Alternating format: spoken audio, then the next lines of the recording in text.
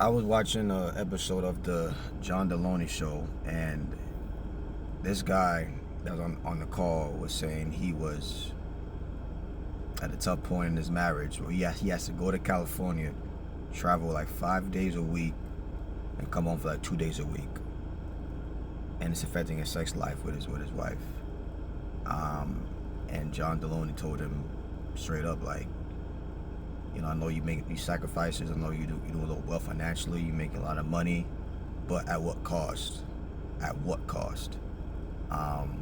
Just gave him something to think about. You're giving so much time and attention to this job, to this money. Yet, what about your marriage? What about your kids? What are they missing out on without your presence? Cars is cool, video call is cool, but physical presence is trumps all that. Um, you know.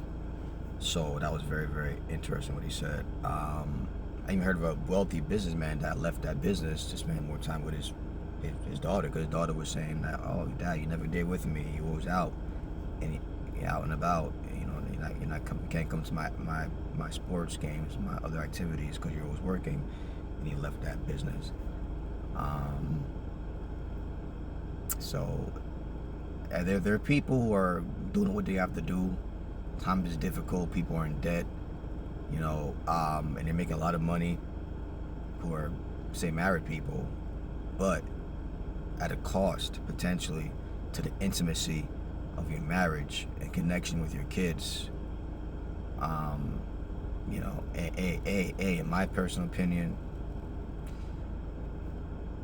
single people, that's more for single people. And I'm not saying that every married person should never ever work long distance or be long distance truck drivers and pilots.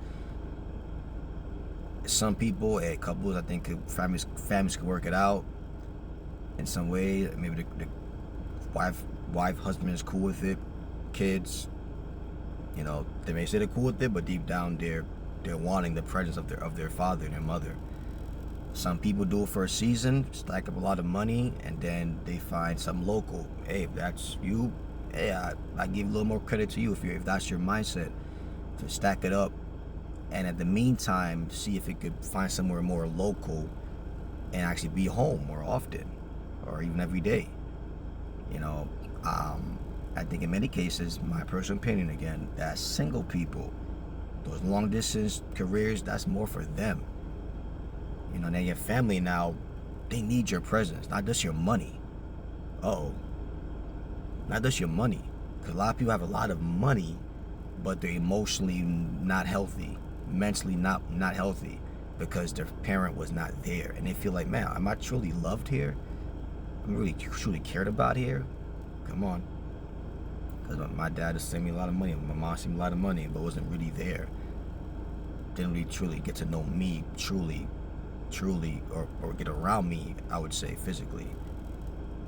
That speaks more volumes, I think, of truly loving someone you try to get around it, rather than just, say, some phone calls. And often a lot of these phone calls or video calls, they're not even going to be long, because you got to get back to work. We actually around them. You see them in the nitty gritty with the playing with them and joking around with them and having family time together. You're missing out on that physically. The phone, the screen cannot replace that. To be in their actual atmosphere is way better, way more healthy for them, generally speaking, right? So it's very interesting. There's a biblical similarity here that I want to put into here that is very interesting. In Mark 10 verse 28 to 31, then Peter began to say unto him, Lo, we have left all and have followed thee. So Peter knew the cost of having to give things up for the sake of Christ, to turn to him and follow after him. And Jesus said, Verily I say unto you, there is no man that hath left house, brethren, sisters, father, mother, wife, or children, or lands for my sake, and the Gospels, where he shall receive 100-fold now in this time, houses, brethren, sisters, and mothers, and children, lands, with persecutions, and in the world to come, eternal life. So there's a sacrifice of truly following after Christ. You're gonna get more. And it's not saying to abandon your family, but there are times when family can get in the way of what what you're called to do, you know. And that's another whole nother video to discuss. But hey, to be real, hey, family, are they your creator? Or family have heaven for you? They help you. They're great support systems, but ultimately they're gonna go off and live their own life and do something else. They could betray you. They're gonna die one day. So where is your identity truly tied to? You know, so that's a question. And to compare that to people who go try to follow the money and the massive money, and please their boss or please their clients, you know, where's the real treasure at? Where's the overall treasure? Like similarly in the grand scheme of things, heaven is ultimate goal. But as it pertains to in this earth right here, what's the goal? Just super big 6 figures plus, or your family, right? And yeah, sure, you can have both, but there are many times where, you know, there are times where you have to say for people. I would anyway personally say no to lucrative opportunities if that means I'm barely gonna see my family and my kids. And the question is, why would I even have a family, be married if I'm spending most of my time somewhere else? And in the presence of my clients, or my employees, or my employer, or whatever, right? But I'm barely seeing my own family, you know. Yeah. And for people who are able to do that locally, wow, kudos to them, bless them. That's great. But it could be a strain. It's long distance. It can even be a strain locally, because even people who see their family every day, they barely see their family. They barely get to see them.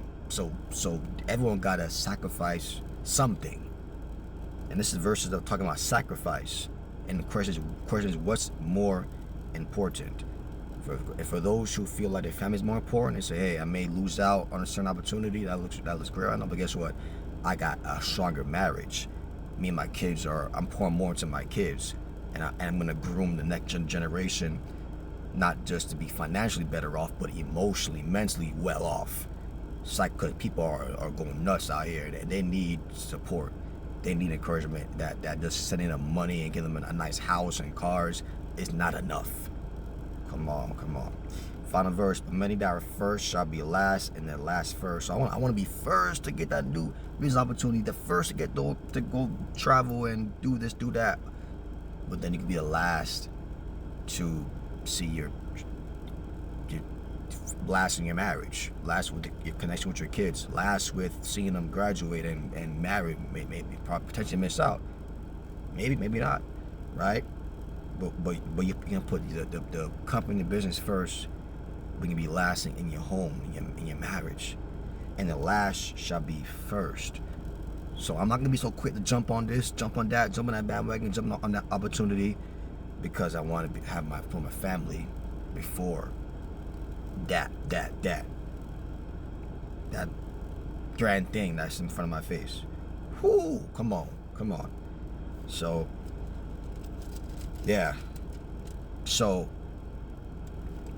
when you put the right priority in place, the right perspective of things in place, you have a healthy perspective on things, you can be more blessed than you ever thought possible, and in different ways, not just money, different ways, right? And the question is, what sacrifice will you make? Christ made a sacrifice. Bible talks about sacrifice. Living a certain life will bring a sacrifice somewhere. The question is it the right sacrifice? Is it a healthy sacrifice? And that's for everyone to figure out for themselves. All right. So, okay, count the cost, and truly decide what's more important. All right, y'all. God bless you.